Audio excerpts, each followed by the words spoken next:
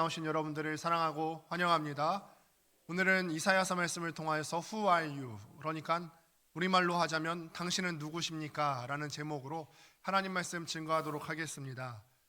어느 날 새끼 호랑이가 이제 엄마 호랑이랑 같이 풀밭에서 재롱을 부리면서 놀고 있었는데 새끼 호랑이가 엄마 호랑이한테 그럽니다. 엄마, 나는 달리기도 잘 못하고 토끼 한 마리도 제대로 사냥할 줄 모르는데 엄마처럼 호랑이답게 잘할 수 있는 게 아무것도 없는데 나 정말 호랑이 맞아? 하니까 엄마 호랑이가 대답해요. 그럼 너는 내가 낳은 내 새끼니까 너 호랑이 맞지. 그러니까 이 새끼 호랑이가 또다시 묻습니다. 엄마, 나는 저기 보면은 개만도 못한 것 같은데 개만큼 빠르지도 않고 개만큼 이렇게 날렵하지도 않은데 내가 정말 호랑이가 맞아? 그러니까 엄마 호랑이가 또 대답합니다.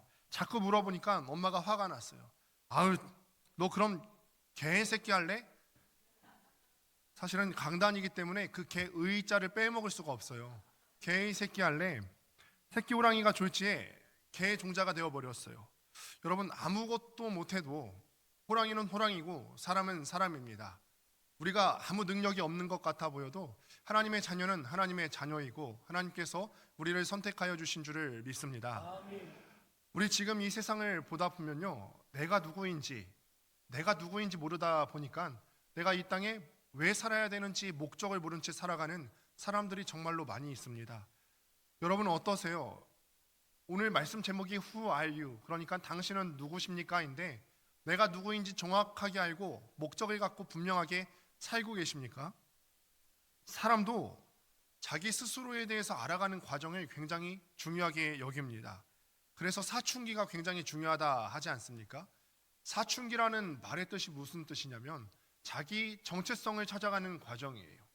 그러니까 우리가 이때를 소위 10대 시기로 규정을 하는데 10대 시기 가운데 사람이 자기가 왜 살아야 되는지, 나는 누구고 내가 누구이기 때문에 왜 살아야 되는지를 찾아내는 과정이 바로 사춘기라는 거예요.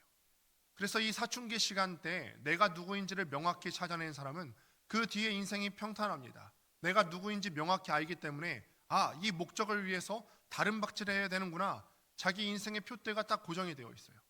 그런데 사춘기 때 자기 정체성을 명확히 찾지 못한 사람은 20대가 되어도 사춘기고 30대가 되어도 사춘기입니다. 자기가 누구인지 모르고 자기가 어떤 삶의 목적을 갖고 살아가는지도 정확히 모르는 아직 아이일 뿐입니다. 그래서 어른 아이라고 하는 말이 생겨나게 되었죠. 여러분이 누구인지를 알기 위해서는 먼저 여러분들이 우리의 삶의 각 영역에서 어떤 이름으로 불려지는지를 함께 살펴볼 필요가 있겠습니다. 이 세상엔 나를 부르는 굉장히 다양한 이름이 있습니다. 먼저 저만 해서 보면은 저는 이름이 유영광이라고 하는 누가 봐도 기독교인 같은 이름을 갖고 있고, 또 학교에 가면은 두 아이의 아빠가 되겠고, 가정에서는 두 아이의 아빠고, 교회에서는 또 목사로 살아가게 되고 있고, 또 한 아내의 남편이고, 또 부모님에게는 아들이요 또 사위가 됩니다. 참 다양한 이름을 갖고 제가 살아가고 있습니다. 교회에서는 사람들이 목사로 저를 바라보고, 학교에 가면 학부모로 저를 바라봅니다. 아이들 학교에 가면은 저를 학부모로 이렇게 바라봐주고, 가정에서 저는 남편으로 아빠로 이렇게 바라봐주듯이 이런 시선들이 저희 정체성을 규정해주는 것들이라고 할 수가 있겠습니다. 시선들이 참 중요해요. 이 시선에 따라서 내 정체성이 규정이 되는데, 그런데 우리가 한번 정말 중요하게 생각하셔야 될 것은 무엇이냐면 여러 시선들 중에서 가장 중요하게 생각하셔야 되는 시선이 있다는 거예요. 그 시선은 하나님 아버지께서 우리를 바라보시는 시선인 줄로 믿습니다. 여러 사람들이 나에 대해서 바라봅니다. 아들로 바라보고, 사위로 바라보고, 아빠로 바라보고, 남편으로 바라보고, 학부모로 바라보고, 나는 삶의 여러 가지 영역에서 다양한 이름으로 불리우지만 그 모든 이름들 가운데서, 명칭들 가운데서, 부르심 가운데서 내가 가장 중요하게 생각해야 되는 그 부르심은 하나님께서 나를 바라보시는 시선인 줄로 믿습니다.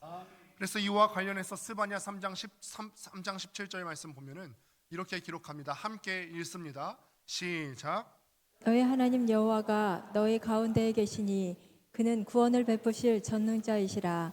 그가 너로 말미암아 기쁨을 이기지 못하시며 너를 잠잠히 사랑하시며 너로 말미암아 즐거이 부르며 기뻐하시리라 하리라.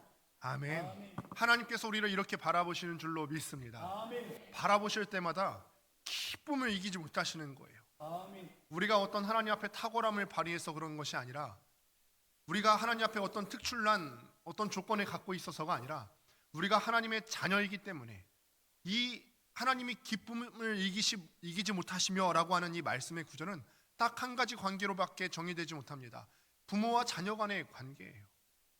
여러분, 부모가 자녀를 바라볼 때 기쁨을 이기지 못하지 않습니까? 마찬가지로 하나님께서 우리를 바라보실 때 기쁨을 이기지 못하신다는 거예요. 그래서 우리가 정말로 잊지 말아야 되는 한 가지는 우리가 하나님의 자녀라고 하는 정체성입니다. 오늘 우리가 함께 살펴본 이사야를 비롯해서 성경의 많은 부분들은 우리가 하나님의 자녀라고 하는 정체성을 지키며 살 것을 말씀하고 있습니다. 자녀면 자녀답게 살라라고 하는 것이죠. 하나님 자녀로서 본분을 지키면서 살면 하나님께서 야, 너가 내 자녀답게 거룩하게 네 본분을 지키며 살고 있구나, 이것을 귀하게 여겨주신다는 거예요. 반면에 그 정체성을 잊는다면은 우리가 그 정체성을 다시 한번 회복할 수 있도록 우리를 때로는 꾸짖으시고 때로는 우리의 삶 가운데 고난을 주기도 하신다는 거예요. 구약 성경에 나오는 사사기서를 한번 보시면 사사기에서는 계속해서 반복되는 패턴이 하나 있습니다. 이스라엘 사람들이 내가 하나님의 자녀라는 그 정체성을 잘 지켜서 하나님을 섬기고 거룩하게 그 삶을 영위해서 살아가면 하나님께서 복과 형통을 주시다가, 내가 하나님의 자녀라는 것을 망각해요. 이스라엘 사람들이 이것을 망각합니다. 그럼 하나님께서는 때로는 매를 대서라도 이 사람들이 돌아오게 합니다. 그래서 외적들의 침입을 받게 되죠. 이런 가운데서 이스라엘 사람들이 다시 한번 회개하는 마음으로 부르짖고 회개하면 하나님께서 다시 한번 이들을 불쌍히 여기시고 이 역사 가운데 사사들을 보내세요. 그리고 사사들을 보내셔서 이스라엘 사람들이 다시 하나님의 자녀답게 살아갈 수 있도록 기회를 제공해 주시는 것이죠. 이게 사사기 전체에서 계속해서 반복되는 패턴 구조예요. 오늘 함께 보신 본문인 이사야서도 그렇지 않습니까? 이스라엘 사람들이 고난받는 이유가 무엇입니까? 사사기보다 뒷 역사인데 이스라엘 사람들이 고난받는 이유가 명확해요. 하나님의 자녀답게 살지 못해서 그래요. 하나님께서는 줄곧 하나님의 자녀답게 살아라, 거룩하게 살아야 돼, 우상 숭배하지 말고 오직 나만 바라라, 이렇게 하나님께서 우리에게 명령하시고 이스라엘 사람들에게 명령하셨는데, 이스라엘 사람들이 이것을 잊어서 하나님을 의지하기보다는 주변 나라를 의지하려고 했어요. 그래서 하나님의 나라로서의, 백성으로서의 정체성을 잃어버린 이들에게 하나님께서 진노하시는 거예요. 분노하십니다. 정체성을 잃어버리면은, 내가 누구인지를 잃어버리면 내가 어떻게 살아야 하는지 모르는 거예요. 이와 관련된 한 이야기가 있습니다. 1950년대에 미국에 가면은 미국 거기 인디언 보호구역이 따로 있다고 하더라고요. 그런데 인디언 보호구역에서 1950년도에 각종 사회 문제가 만연했대요. 알코올 중독 문제도 있었고 마약 문제도 있었고 폭력 문제가 굉장히 많이 있었다고 합니다. 그래서 미국 사회에서 이것이 굉장히 심각하게 화두가 되어서 이것이 왜 그런지 연구하기 위해서 에릭슨이라고 하는 학자를 파견해서 이유를 알아보게 했더랍니다. 이 에릭슨이라고 하는 학자가 가서 보니까 이유를 찾아냈어요. 그 이유가 무엇이냐면, 인디언 아이들이 학교를 가서 배울 때는요, 백인 교사들에게 가르침을 받는데 뭔가 실수를 하면 백인 선생님이 인디언 아이들을 이렇게 꾸짖어요. 아우, 꼭 하는 짓이 인디언 같냐? 이렇게 꾸짖었대요. 이렇게 학교에서 꾸짖음을 당한 인디언 아이들이 집에 와서 또 뭔가 행동하다 잘못을 하면은 집에서는 이렇게 꾸짖음을 당합니다. 너는 왜 꼭 하는 짓이 백인 교사한테 배워서 그런지 백인같이 구냐? 이렇게 혼이 났더래요. 그러니까 아이들이 이 사이에서 어떻게 해야 될지 몰라서 막 우왕좌왕한 거예요. 그래서 자기를 점차 내려놓는 지경에 이르릅니다. 어떤 자기 주관을 뚜렷이 갖는 것이 아니라 이것도 하지 못하고 저것도 하지 못하고, 학교에서도 혼나지 않으려면 백인 흉내가 내려고 하고요, 집에서 혼나지 않으려면 인디언 흉내 내려고 하고요, 아무것도 아닌 존재로 자기 존재를 완전히 지워버리고 말았다는 거예요. 자기가 어떤 존재인지, 그래서 어떤 존재로서 무엇을 해야 되는지 이것을 말갛게 잃어버렸다는 것입니다. 정체성을 잃어버린 아이들에게 남은 것이 무력감과 또 좌절감뿐이었다는 거예요. 정체성을 잃어버리니까 내가 살면서, 인디언 아이들이 살면서 뭐 해야 될 줄 모르고, 그러다 보니까 폭력을 일삼게 되고 알코올 중독에 빠지게 되었다는 거예요. 우리도 마찬가지입니다. 우리가 내가 누구인지 모르면 삶의 방향성이 없어집니다. 내가 누구인지를 모른다면 내가 무엇을 위해서 살아야 되는지, 무엇을 위해서 목숨을 내놔야 되는지 그것을 모른다는 거예요. 방향 없이 살 수밖에 없다는 것이죠. 그렇다면 우리가 하나님의 자녀로서 또 하나님의 백성으로서 이 땅을 어떻게 살아가야 되는지에 대해서 함께 살펴보실 텐데, 골로새서 3장 말씀을 보면 이렇게 기록을 하게 됩니다. 같이 한번 1절과 2절 읽습니다. 시작. 그러므로 너희가 그리스도와 함께 다시 살리심을 받았으면 위의 것을 찾으라. 거기는 그리스도께서 하나님 우편에 앉아 계시느니라. 위의 것을 생각하고 땅의 것을 생각하지 말라. 하나님의 자녀로서 위의 것을 생각하고 땅의 것을 생각하지 말라. 하나님께서 하나님의 자녀인 우리들에게 내리시는 명령이십니다. 그러면 우리가 조금 더 구체적으로 질문해 볼 수 있겠죠. 우리가 땅의 것 생각하지 말고 위의 것을 바라보며 위의 것을 추구하며 살아가는 것이 우리의 삶 가운데 내려진 명령인데, 과연 위의 것을 추구하는 삶이란 어떤 삶인가? 우리 동일한 말씀 골로새서 3장 5절 말씀에 이렇게 기록합니다. 함께 읽습니다. 시작. 그러므로 땅에 있는 지체를 죽이라. 곧 음란과 부정과 사욕과 악한 정욕과 탐심이니 탐심은 우상숭배니라. 어떤 것들이 있다고요? 음란과 부정과 사욕과 정욕과 탐심을 죽이라. 하나님께서 위의 것을 추구하며 살아가야 되는 우리 자녀들에게 구체적인 행동 강령을 우리에게 주고 계시는 거예요. 우리가 이전에 행했던 이런 것들은요, 우리가 예수님을 믿기 이전에 입었었던 낡은 옷들입니다. 다 벗어버리고 우리가 위의 것을 추구하며 살기 위해서 새 옷을 입어야 되는 거예요. 아마 이 항목들을 보시면서 뜨끔하신 분들도 계실 거예요. 내가 이전에 입었었던 옷들도 맞고 내가 예수님을 믿으면서도 아직도 여기에 걸리는 부분들이 있는데, 여러분 분명히 있을 수 있습니다. 있을 수 있어요. 우리가 그리스도인으로 새롭게 되었다면 오늘 이 시간에 이 말씀을 통하여서 과감히 결단하십시오. 왜 한 번 벗은 헌옷을 다시 입으려 하십니까? 다시 우리가 새 옷을 입은 자녀로서 헌옷, 이전에 입었었던 헌옷, 이미 한 번 벗었던 그 헌옷을 과감하게 벗으시고 다시 입지 않으시기를 주님의 이름으로 축원합니다. 여러분 또 한 번 생각해 보실게요. 방금 전에 나왔던 게 5개인데 음란과 부정과 사욕과 정욕과 탐심을 이기면요, 그리스도인으로서 대단하게 사는 것일까요, 여러분? 대단하게 사는 거라 생각하세요? 그렇지 않죠. 이런 낡은 옷들을 우리가 예전에 입었었는데 예수 믿기 이전에 입었었던 이 낡은 옷들을 지금 입지 않고 계시다면, 이미 한번 벗어버리고 지금 다시 입지 않으셨다면 잘하신 거예요. 잘하신 것입니다. 그러나 이것은요, 대단한 것이 아니라 보통의 그리스도인이라면 당연히 우리가 끊어내야 되는 것들입니다. 이 중에 하나라도 내가 반복적으로 습관적으로 끊어내지 못하는 부분들이 있다면 나는 그러니까 어떤 사람이에요? 보통만 못한 거예요. 이것을 끊어냈다고 해서 우리가 교만하지 않기를 바랍니다. 이거 끊어냈다 해서 우리가 대단한 그리스도인으로 살아가는 게 아니에요.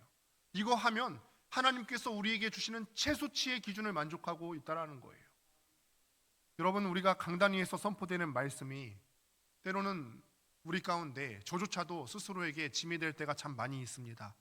가뜩이나 힘겨운 내 삶인데 이것까지 내가 짊어지고 살아가야 되나, 여러 가지 생각이 있을 수 있습니다.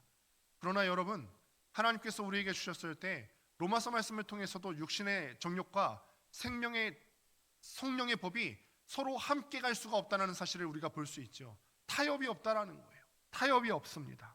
하나님께서는 우리에게 적당히 살 것을 요구하신 적이 없다는 사실을 우리가 다시 한번 이 시간에 깨우칠 수 있게 되기를 바랍니다. 다시 한번 오늘 이사야 본문으로 돌아와서 지금 이스라엘 사람들이 자기 정체성을 완전히 잃어버린 상황에 있습니다. 위쪽에 보면은 아수르라고 하는 거대한 나라가 일어났어요. 그래서 계속해서 남쪽으로 남진을 계속해서 하게 되죠. 그때 이스라엘 사람들이 만약에 위쪽의 위협으로부터 하나님의 자녀라고 하는 정체성을 바르게 갖고 있었다면 어떤 행동을 해야 맞습니까? 하나님의 자녀면은 아버지이신 하나님께서 나를 지켜줄 것을 신뢰하면서 하나님께 먼저 구하고 하나님께 매달려야 되는 거 아니에요? 그런데 이런 정체성이 없으니까 내가 하나님의 자녀라고 하는 정체성이 없으니까 하나님께 매달리기는커녕 외교적으로 이것을 풀어낼 술책을 쓰게 되는데, 이사야서 30장 서두에 보게 되면은 애굽을 통하여서 아수르를 물리칠 계략을 세웁니다. 애굽과 연합해서 아수르에 대항할 계획을 세우게 돼요. 그러자 하나님께서 이스라엘 사람들을 어떻게 다루는지 아십니까? 이스라엘이 하나님의 자녀답게 자기 정체성을 갖지 못하며 살아갔을 때 그 따르는 결과를 우리가 함께 봐야 되는데, 동일하게 우리에게 주시는 하나님의 경고고 메시지입니다.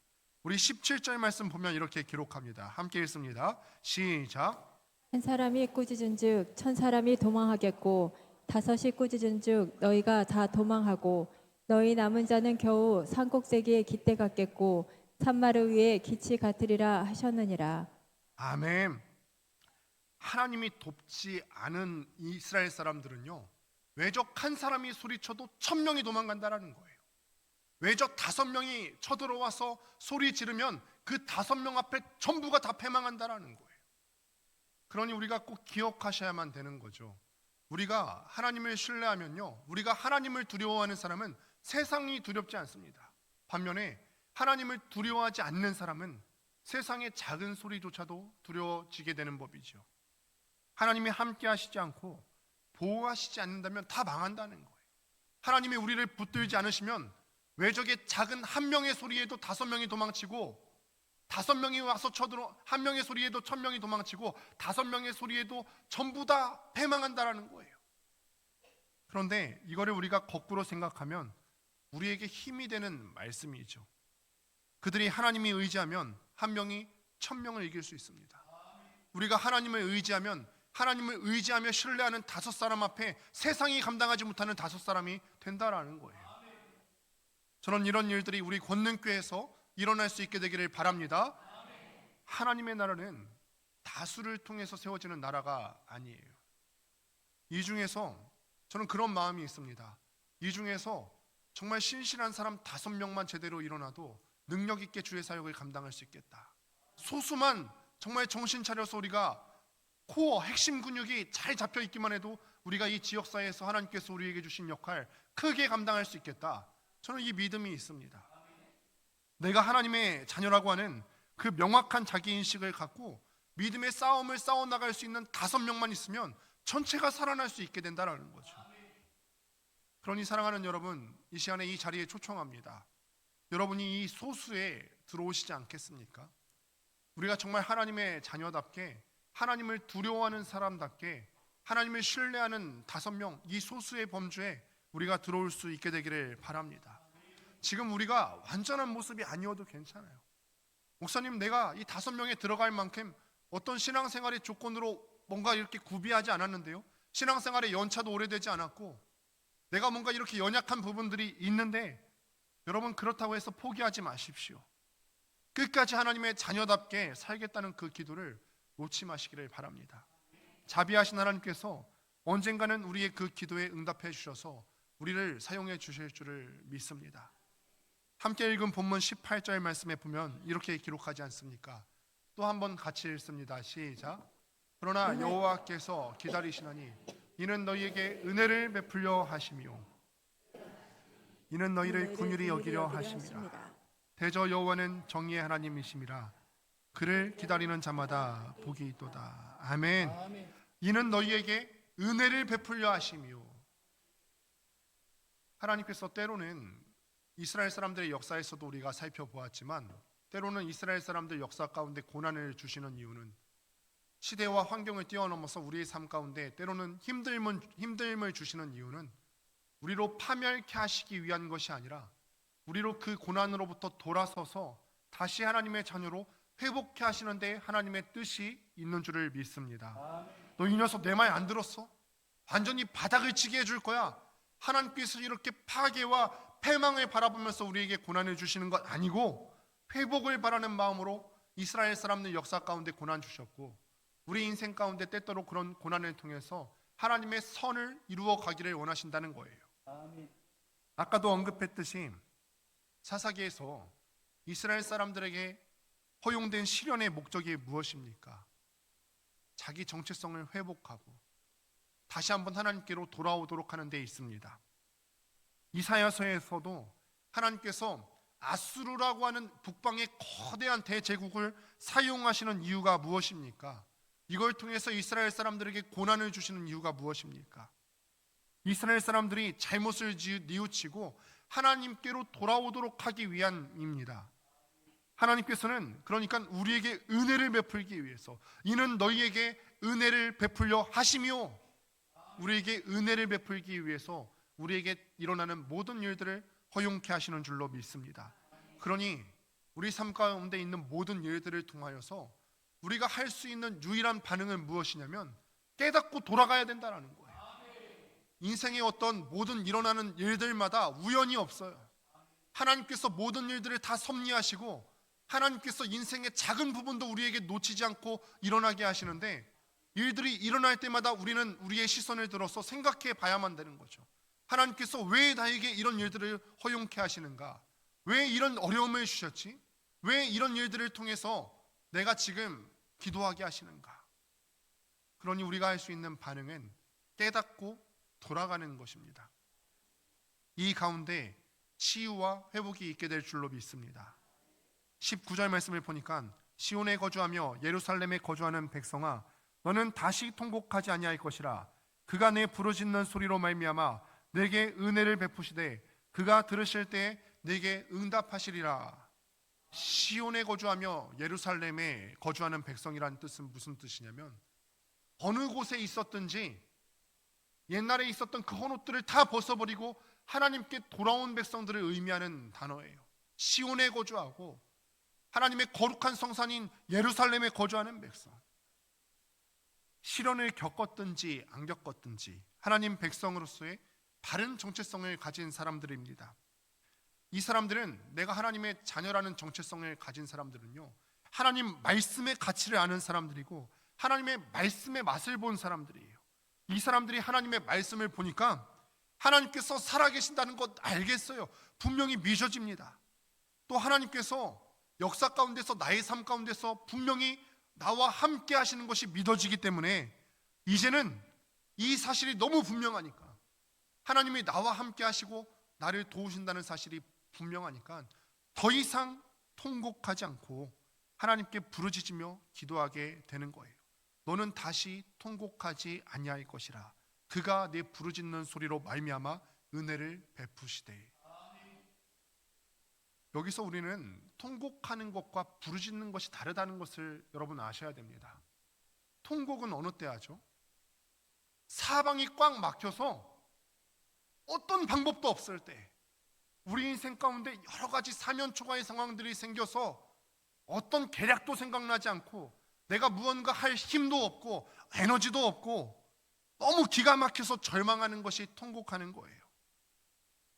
그런데 부르짖는 사람은 좀 다릅니다. 부르짖는 것은요, 비록 어려움에 똑같이 빠져 있지만 너무나 분명하게 나갈 수 있는 길이 보이기 때문에 도와달라고 부르짖는 거예요. 소리 지르는 거예요. 예를 들어서 어떤 사람이 사방이 절벽에 갇혔는데 빠져나갈 길이 없다면 통곡할 것입니다. 그러나 저 벽 뒤로 구조대가 와 있는 것을 알게 된다면 소리 지를 것입니다. 이 세상에서 하나님의 백성은 완전히 버림받은 사람들처럼 악한 자에 에워싸여서 망해가는 사람들처럼 보입니다. 그런데 어느 순간 하나님의 이름이 선포되면서 하나님의 능력이 나타나게 됩니다. 이거는 하나님께서 우리의 부르짖는 소리를 들으시고 우리에게 은혜를 입혀주셔서 이제 구원을 계시하겠다는 뜻이에요. 대개 하나님께서 이스라엘 백성들에게 때로는 부르짖을 때에도 종종 시간을 두시는 경우가 있어요. 우리가 살면서도 기도할 때 그런 경험들 하지 않으세요? 하나님께서 때로는 빨리 좀 응답해 주시면 좋겠는데 우리가 기도할 때 시간을 두고 응답하시는 경우들이 때로 있습니다. 하나님께서 때때로 우리의 부르짖음을 외면하시는 이유는 우리가 철저히 죄를 회개하고 또 우리의 갖고 있었던 죄의 모습을 버리도록 하기 위함입니다. 그러다가 하나님의 백성이 자기 정체성을 온전히 다 찾고 나서 하나님께서 우리에게 요구하시는 그 삶의 모습을 회복하고 나면 하나님의 이름이 그제서야 선포되기 시작한다라는 거예요. 이거는 이제 하나님께서 우리에게 주시는 사인이죠. 너희 고통은 다 끝났다. 이제부터는 내가 모든 것을 다 해결할 테니 너희는 나만 따라오라 라고 하는 뜻이에요. 이 하나님의 외침이 성도들의 원수에게는 하나님의 이름이 선포되는 것이 선전포고와 같습니다. 하나님은 우리의 대적들에게 이렇게 말씀하시는 거예요. 야, 그래 너희들이 그렇게 잘나고 그렇게 힘이 있어서 까불어대는데 나랑 한번 붙어볼까? 하나님의 이름의 선포가 성도들에게는 하나님께서 우리에게 하셨던 약속을 재확인해 주시는 것이지만, 내가 너를 지켜줄게, 내가 너를 보호해 줄게, 내가 너를 그렇게 보호해 준다고 약속했잖아, 이 약속을 재확인하는 것이지만, 그들의 원수에게는 이제부터 본격적으로 하나님께서 그들과 싸우시겠다는 선전포고예요. 아수르 사람들이 하나님의 백성인 이스라엘을 공격하겠다고 쳐들어갑니다.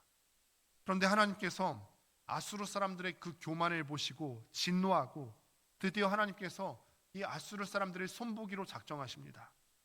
반면 하나님의 백성에게는 어떻습니까? 26절에 보면은 참 따뜻한 위로의 말씀이 있지 않습니까? 이거를 우리에게 주시는 하나님의 위로의 말씀으로 바꾸서 같이 한번 읽어보도록 하겠습니다. 함께 읽습니다. 시작. 여호와께서 자기 백성의 상처를 싸매시며 그들의 맞은 자리를 고치시는 날에는 달빛은 햇빛 같겠고 햇빛은 7배가 되어 7날의 빛과 같으리라. 아멘. 그래서 이사야서의 주제는 때리지만 싸매어 주시는 분이십니다. 이사야서 전체가 66장인데 그 반절까지는 고난받고 때리시는 장면이 많이 나와요. 그런데 그 이후부터는 때리심의 목적에 대해서 분명히 나와 있죠. 때리시지만 너희를 아프게 하기 위해서 때린 게 아니야. 너희를 완전히 끝장내려고 때린 게 아니야. 때로는 우리 삶 가운데 고난이 있는데 그 고난이 끝이 아니야. 이 고난을 주는 이유는 하나님께서 다시 회복시키시고 하나님의 자녀로 온전히 싸매시기 위함인 줄로 믿습니다. 하나님께서 드디어 오늘 이 말씀을 통해서 하나님의 자비하신 그 빛을 우리에게 비추어 주시는 것입니다. 우리의 지나온 모든 고난과 당했던 상처들이 하나님께서 치료하시고 하나님의 말씀의 광선을 통하여 비추어 주실 때 온전히 회복되어지는 것입니다. 그리고 앞으로의 길 또한 하나님께서 안전하게 지켜주시겠다 보장하시는 거예요. 왜 그러시냐면 하나님께서 우리의 아버지 되시고 우리는 하나님의 자녀이기 때문에 그렇습니다. 자녀는 그렇잖아요. 아까 말씀드렸다시피 보고만 있어도 기쁨을 이기지 못하는 것이 바로 자녀인데, 우리가 하나님의 자녀인데 하나님께서 어찌 우리를 그냥 두고 보시겠습니까? 하나님께서 우리의 앞길을 안전하게 지켜 보호해 주시지 않으시겠습니까? 아수르가 아무리 거대하고 강력할지라도 이스라엘 백성들 스스로가 하나님께서 지켜주신다는 사실만 깨달으면 되는 거예요. 내가 이때 정말 의지해야 되는 것은 하나님이구나. 내가 이제 누구인지 알겠다. 내가 하나님의 자녀로서 하나님만 믿으며 나아가면 되는구나. 애굽 의지할 것 아니고 다른 어떤 연합군 형성하는 거 아니고 세상적인 방법 사용하는 거 아니고 하나님께서만 나를 보호할 수 있기 때문에 내가 하나님의 자녀로서 하나님께 붙어 있기만 하면 되는구나. 오늘 이 시간에 기도하러 나온 자리가 우리가 하나님의 자녀임을 다시 한번 확인하고 결단하는 자리가 되었으면 좋겠어요. 여러 가지 어려움에 빠진 성도님들이 계실 겁니다. 그때 말씀을 통해서 다시 한번 권면해 드리는 거예요. 이때 이것저것 생각하지 말라는 거예요. 우리에게 때로는 고난이 있고 어려움이 있을 때 우리가 정말 확인해야 될 것은 하나님의 자녀라는 정체성을 확인해야 되는 거죠. 하나님의 자녀라는 정체성을 확인하고 자녀로서의 삶이 회복되기만 하면 하나님께서 우리의 나머지 삶을 책임져 주시겠다는 약속의 말씀입니다. 사랑하는 성도 여러분, 이것이 동일하게 하나님께서 우리를 보호하시는 방법인 줄로 믿습니다. 세상에는 정말로 우리를 넘어뜨릴 것처럼 보이는 것들이 너무나 많이 있습니다. 우리를 불안하게 하는 요소들이 참 많다고요. 그런데 하나님을 두려워하지 않는 사람들은 하나님을 경외할 줄 모르고 하나님이 계신 줄 모르고 하나님을 두려워하지 않는 사람들은 반대로 세상이 무서워요. 그런데 하나님을 두려워하고 하나님을 늘 나와 가까이 하려고 하고 하나님을 경외하는 사람들은 세상이 전부가 덤벼도 두렵지 않다라는 거죠. 그러니 우리가 자기 정체성, 하나님의 자녀라고 하고 있는 명확한 정체성을 갖고 있으면 세상이 두렵지 않다라는 사실을 우리가 이 시간 깨달을 수 있게 되기를 바랍니다. 물론 상황은 힘들 거예요. 힘들겠죠. 이겨나가면서 살아나는 것이 힘들겠지요. 하지만 망하진 않을 거예요. 왜냐하면 우리가 그리스도인이고 하나님의 자녀라면 하나님께서 우리를 끝내 보호하시고 인도해 주실 것이기 때문입니다. 그러니 여러분에게 오늘 말씀의 제목을 다시 묻습니다. 여러분 누구십니까? 나는 하나님의 자녀입니다. 함께 따라해 보실까요? 나는 하나님의 자녀입니다. 나는 하나님의 자녀입니다. 그렇죠. 따로 이렇게 말씀드리지 않았어도 두 손을 이렇게 하면 더 좋겠죠. 다시 한번 나는 하나님의 자녀입니다. 나는 하나님의 자녀입니다. 아멘. 그렇기 때문에 하나님께서 우리의 여러 어려움 가운데서 우리를 보호하시고 인도해 주실 것을 확신합니다. 여러분의 입으로 나는 그리스도인이라고 하나님의 자녀라고 하신 그 믿음의 고백을 우리 삶 가운데 품고 살아가고 우리가 담대하게 우리의 모든 상황 가운데서 한 걸음 한 걸음 내디디며 살아갈 수 있게 되기를 주님의 이름으로 축원합니다.